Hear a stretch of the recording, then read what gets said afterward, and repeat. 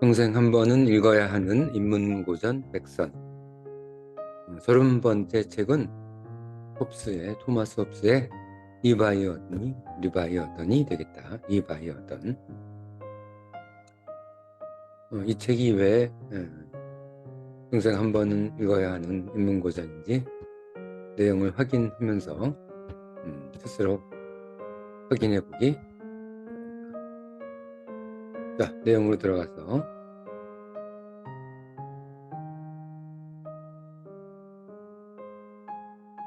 자연 상태.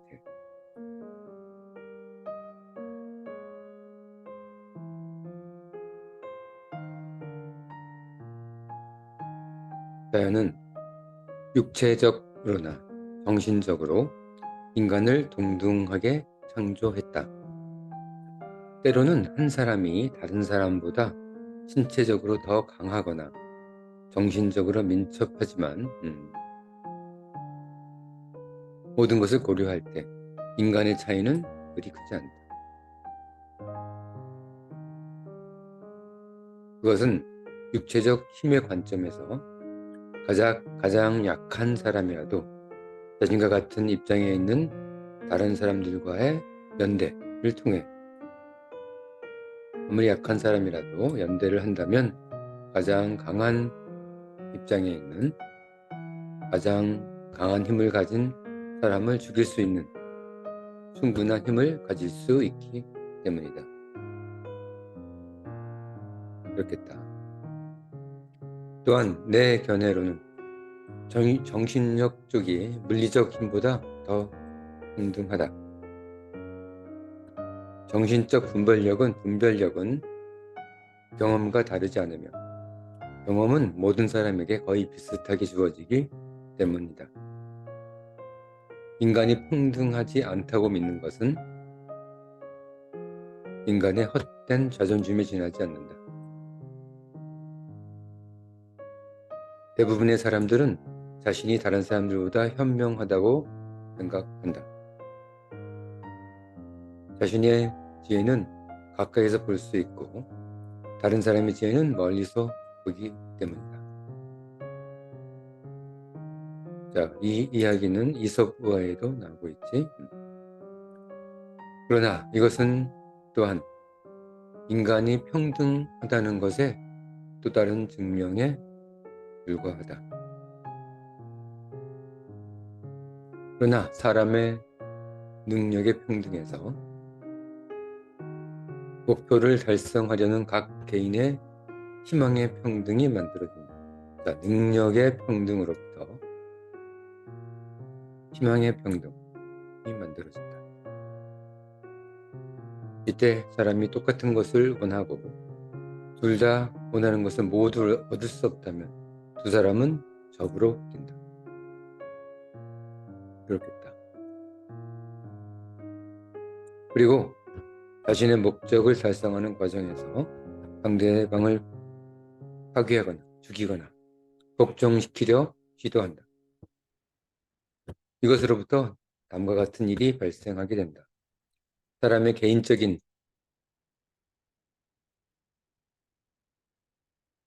힘 이외의 다른 외적 두려움이 없는 경우, 그러니까 외부 경찰력이라든지 공권력 같은 두려움이 없는 경우, 힘을 가진 침략자는 약한 인간의 노동의 열매는 물론 그의 생명과 자유도 빼앗으려고 시도할 것이다. 자연 상태에서는 힘을 가진 사람이 모든 것을 가지려 할 것이다. 물론 그 침입자 또한 상황에 따라 더 강한 다른 사람에 의해 똑같은 위험에 처하게 될 것이다. 반대의 경우도 일어나겠지. 서로에 대한 신뢰가 부족한 상태에서는 먼저 성공을 취하는 것보다 자신을 방어하는 더 좋은 방법이 없다. 상대방의 치명상을 먼저 입히는 거지. 다시 말해, 사람들은 더 이상 위험이 없다는 것을 확신할 수 있을 때까지 폭력이나 책략을 통해 다른 사람들을 지배하고 정복하려는 것이다. 자연 상태에서 다른 공권력이나 국가의 힘이 없을 때 이렇게 정복하려고 한다. 이것은 자신을 보존하기 위해 해야 할 매우 당연한 일이다. 이게 나쁜 것이 아니다. 그것은 자신을 보존하기 위해서 어, 자기가 이렇게 하지 않으면 자신이 역으로 당하기 때문에 자연 상태에서는 어쩔 수 없는 당연한 일이 되는 거지. 그러므로 우리는 인간 본성에서 갈등의 세 가지 기본 원인을 발견한다. 갈등의 세 가지 기본 원인. 리바이어던에서 말하는 갈등의 세 가지 기본 원인을 공부해보자. 첫 번째는 경쟁이고, 두 번째는 신뢰 부족이며, 세 번째는 명예욕이다. 자, 이런 세 가지 이유 때문에 인간은 갈등이 일어나게 된다. 인간 삶에서. 경쟁은 자신이 원하는 것을 위해 상대방을 공격하게 한다. 상호 신뢰에 대한 자신감이 없는 경우도 신뢰가 없으면 상대방을 공격하여 안전을 확보하려 할 것이다. 명예 또한 그것을 위해 상대방을 공격하게 한다. 자, 세 가지. 경쟁, 신뢰 부족, 명예욕. 세 가지가 설명되고 있다. 경쟁은 폭력을 사용하여 다른 사람의 신체와 인격뿐만 아니라 가족들과 가축도 지배하려고 한다. 모든 것을 빼앗으려고 하는 거다. 신뢰가 부족하면 폭력을 사용하여 자신을 보호하게 된다. 그렇겠지. 명예에는 말 한마디로, 무시의 미소 한 번으로, 다른 의견으로, 자신의 가치를 무시하는 표시 따위의 사소한 일로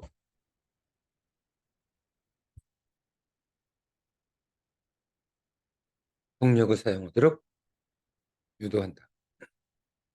이 무시라는 거, 여러 범죄의 큰 원인이 되고 있다.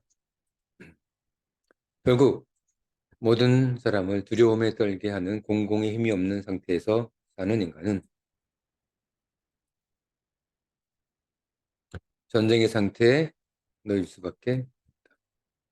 공공의 힘이 없다면 인간은 전쟁 상태일 수밖에 없다. 그러한 싸움, 그러한 다툼, 싸움, 전쟁은 만인에 대한 투쟁 상태라 명명한다. 자, 홉스의 리바이어던에서 가장 핵심 내용이 되겠다. 만인에 대한 투쟁. 자연 상태에서는 만인은 서로 투쟁하면서 산다는 거다. 투쟁이란 실제 전투나 전쟁 행위뿐만 아니라 전쟁에 대한 확고한 의지까지도 포함하기 때문이다. 투쟁에 대한 확고한 의지. 내가 나를 지키지 못하면 내가 당하기 때문에 확고한 의지를 가지고 살아야 한다는 거지. 그러므로 전쟁의 본질과 관련하여 기후의 본질과 마찬가지로 시간의 개념을 고려해야 한다. 시간의 개념. 전쟁의 본질과 관련해서 시간의 개념을 고려해야 한다. 자, 이게 어떤 이야기인지 생각해 보자. 예를 들어 사나운 날씨의 특성은 비가 한두 번 온 것으로는 판단되지 않지만 여러 날 동안 추세를 보고는 판단할 수 있는 것이다. 이처럼 전쟁의 상태, 투쟁의 상태는 실제 몇 번의 싸움으로 판단할 수는 없지만 평화가 보장되지 않는 시기가 지속된다면 어느 정도 우리는 전쟁 상태라고 현재의 상태를 판단할 수 있게 되는 거지.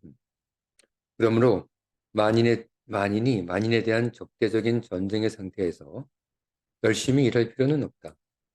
그렇겠지? 뭐 전쟁 상태인데 뭐 힘만 있으면 모든 걸 다 뺏을 수 있는데 결실을 얻기 위해 열심히 노력해도 그것을 수확할 보장이 없기 때문이다. 힘만 있으면 다 뺏을 수 있는데 굳이 열심히 노력할 필요가 없겠다. 그러므로 농사, 항해, 바다를 통해 수입되는 물품의 활용, 넓고 편리한 건물, 많은 힘을 필요로 하는 교통수단, 표면 지식, 시간 계산, 예술 또는 문화, 사회생활 등 이 중 어떤 것도 절대 자연 상태가 아니다. 우리가 문명 상태는 어떠한 경우에 있어서도 절대 자연 상태는 아니다. 그리고 최악의 것은 폭력에 의해 죽을 위험과 지속적인 두려움이다. 폭력 속에서 두려움을 느끼게 되면 삶이 바뀌게 되겠지. 그렇기 때문에 투쟁이나 전쟁 상태 인간의 삶은 외롭고 가난하고 더럽고 잔인하며 짧아지게 된다. 이러한 것들 중에서 신중하게 고려하지 않는 사람들에게는 자연 상태가 인간을 서로 침략하게 하고 서로 파괴하도록 한다고 말하는 것이 이상하게 들릴 수 있다. 자연 상태가 투쟁 상태라고 말하는 것이 이상하게 들릴 수도 있다. 다음의 경우를 생각해 보자. 예를 들면 여행을 가는데 무장을 단단히 하고 동료들과 함께 갈 예정이다. 잠자리에 들 때는 문을 잠근다. 무장을 단단히 하고 친구랑 가는데 잠자리에서는 문을 잠근다. 집에 있을 때도 금고를 잠근다. 그리고 법과 경찰이 있다는 것은 알지만 불공평한 대우를 받으면 복수하려고 무장한다. 와 같은 경우이다. 이런 경우는 이런 전쟁 상태라고 볼 수도 있다는 거야. 우리는 누군가 여행 중 무장을 한다면 동료에 대해 어떻게 생각하고 있는지 동료를 의심하고 있는 거지. 믿지 못하는 거야. 신뢰가 깨진 상태. 문을 잠그면 이웃에 대해 어떻게 생각하고 금고를 잠그면 자녀와 종에 대해 어떻게 생각하는지를 그들의 행동으로 알 수 있다. 내가 자연 상태의 인류를 말로 비난하는 것처럼 인간 만인에 대한 투쟁이라고 인류를 비난하는 것처럼 그들은 이미 행동으로 인류를 비난하고 있는 것이다. 자신은 이미 만인에 대한 투쟁 상태를 행동으로 보여주고 있다는 거야.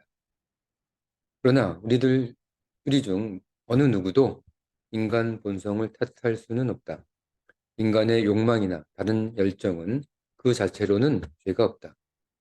법이 금지한다는 것을 알기 전까지는 인간의 신념에 따른 행동은 죄가 아니다. 그렇겠지. 법률이 제정될 때까지 어떤 행동이 죄가 있는지 아는 것은 불가능하다. 또한 자격을 갖춘 사람이 동의할 때까지는 어떤 법률도 만들 수조차 없다. 아마도 이런 투쟁과 전쟁의 시간이나 전쟁 상태를 본 적이 없다고 생각할 수도 있다. 이 만인에 대한 투쟁을 확신할 수 없다고 말할 수도 있다. 나 또한 이 상태가 보편적이라는 믿음은 없다. 그러나 여전히 그런 곳이 많이 있다. 평화롭게 살던 사람이 전쟁 상태가 되면 느끼는 두려움은 공공의 힘이 없는 곳에서 사람들이 어떤 생활을 할지 알게 한다. 힘에 의해 지배되는 거지. 만인에 대한 전쟁의 상태가 없었음에도 불구하고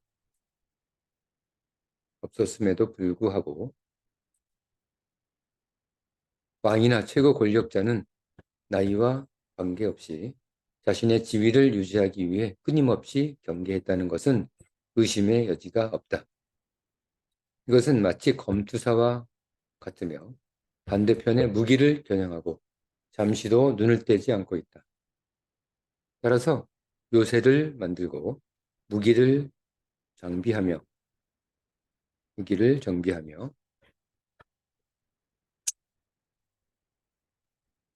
지속적으로 국가의 스파이를 보내는 것은 이미 전쟁의 상태입니다. 그렇겠다. 만인에 대한 전쟁 상태에서는 어떤 것도 부당한 것이 없다는 것도 당연하다. 뭐 전쟁 상태인데 어떤 일도 다 정당하다는 거지. 이때 옳고 그름, 정의와 불의의 개념은 없다. 전쟁 상태에서는 어떤 것도 정의가 없다. 공적 권력이 없으면 법 없으면 법이 없고 법이 없으면 불의도 없기 때문이다. 전쟁에서 폭력과 배신은 기본적인 미덕이다. 오히려. 또한 전쟁 상태에서는 소유권이나 통제권이 없으며 그렇겠지? 내 것과 당신 것의 구분이 없는 것도 당연하다. 힘이 있는 사람 것이야. 모든 것이. 전쟁 상태에서는 그 무엇도 얻을 수 있는 것만 그리고 그것을 유지할 수 있는 동안만 자신의 소유이다. 힘이 있는 경우에만 내 것이고 힘이 약해지면 내 것이 아니다. 이 상태에서 벗어날 가능성은 부분적으로 인간의 신념과 부분적으로 인간의 이성적 능력에서 찾을 수 있다. 인간의 도덕, 인간의 철학, 인간의 이성적 능력에서만 조금 전쟁 상태에서 벗어날 수 있다는 거야. 인간을 평화로 이끄는 열정은 죽음에 대한 두려움과 편안한 삶에 대한 열망이다. 오히려 죽음에 대한 두려움이 인간을 평화로 이끌 수 있다는 거지. 인간의 합리적 이성은 인간이 합의에 도달할 수 있도록 평화를 제공한다. 이러한 조항을 자연법이라고 한다. 자연법은 14장, 15장에서 더 자세히 논의할 것이다. 자, 만인에 대한 투쟁에 대해서 홉스 리바이던에서 얘기하고 있다. 자, 그러면 다음 장으로 넘어가서 우리 제1자연법, 제2자연법에 대해서 공부해보자. 제1자연법, 어떤 법에도 우선하는 제1자연법이 무엇인지 우리는 잘 알고 있어야 된다. 인간의 자연권은 개인이 자신의 생명을 보존하고자 할 때마다 자신의 힘을 사용할 수 있는 자유를 의미한다. 다시 말해 당신의 판단과 이성에 가장 적합한 수단을 수행하는 자유이다. 이게 제1자연권과 자연법과 관련이 있다. 엄밀히 말하면 자유 상태는 외부 장애물이 없는 상태를 의미한다. 자연법은 이성에 의해 발견되는 법률 또는 규칙이다.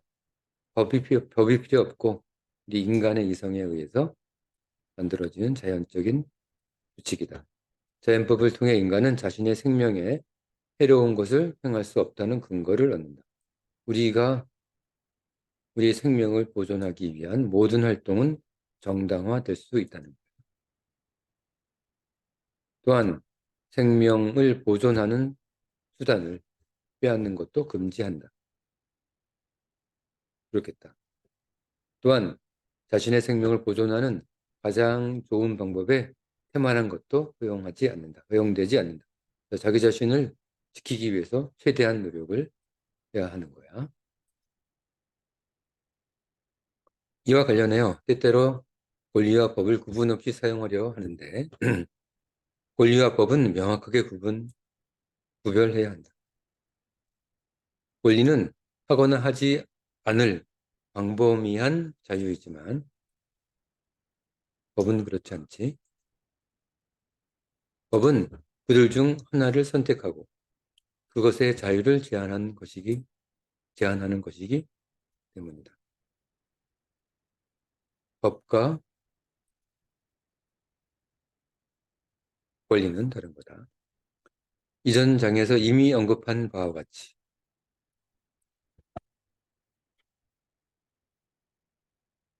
인간의 자연 상태는 만인의 전쟁 상태이기 때문에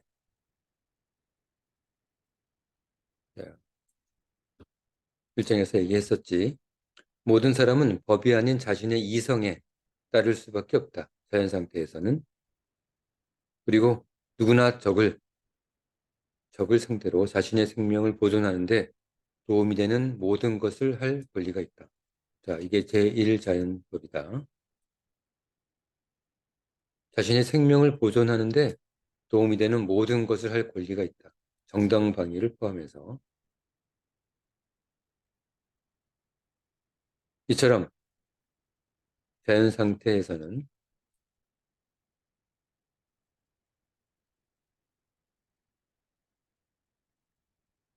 모든 사람이 모든 것에 대한 권리를 갖는다. 자신의 생명을 위해서라면 심지어 상대방의 신체에 대한 권리도 보유한다. 상대방을 죽일 수도 있다는 거예요. 내 생명을 위해서라면. 그러므로 모든 것에 대한 이 같은 자연권이 존재하는 한 아무도 안전할 수 없다. 그렇겠지. 아무리 강하고 아무리 현명한 사람도 자연이 사람에게 부여한 시간을 마음 편히 살아갈 수 없게 된다. 어떤 사람을 기분 나쁘게 하거나 어떤 사람의 어떤 이익을 해치게 되면 내가 언제든지 보복을 당할 수 있기 때문에 그게 권리이기 때문에 마음 편히 살아갈 수는 없게 되겠지. 결과적으로 이성법칙 또는 일반법이 된다. 다음은 이성법칙 또는 일반법이 되게 된다. 평화에 도달할 수 있다는 희망이 있다면 평화를 달성하려고 노력해야 한다. 그렇지? 그러나 평화가 불가능할 때는 전쟁의 도움과 싸움이지. 전쟁의 도움과 혜택을 이용할 수 있다. 이 규칙의 첫 문장은 아래의 가장 기본적인 자연법을 포함한다. 그래서 인간의 제1자연법은 평화를 추구하고 그에 따르라. 평화를 추구해야 한다. 이게 제1자연법이다. 다만 이 규칙의 두 번째 문장에서 자연권은 다음과 같이 다른 측면을 말하고 있다. 평화를 추구하고 그를 따르라. 이 속에 숨어 있는 것은 우리는 자신을 보호할 목적으로 모든 수단과 방법을 동원할 권리가 있다. 평화를 추구하고 그를 따르는 것이 자연법이기 때문에 이 속에서 우리가 숨어져 있는 인간의 뜻을 파악하게 되면 다시 읽어볼게. 우리는 자신을 보호할 목적으로 모든 수단과 방법을 동원할 권리가 있다. 이게 제1자연법이 되는 거다. 알겠지? 이 제1자연법은 헌법에도 우선한다. 국가를 구성하는 제1 법률, 헌법보다 우선하는 게 제1자연법이야. 자신을 보호할 목적으로는 모든 수단과 방법을 동원한 권리가 있는 거야. 우리 대한민국, 한국에서는 제1자연법이 굉장히 많이 훼손되고 있다. 반드시 고쳐야 하는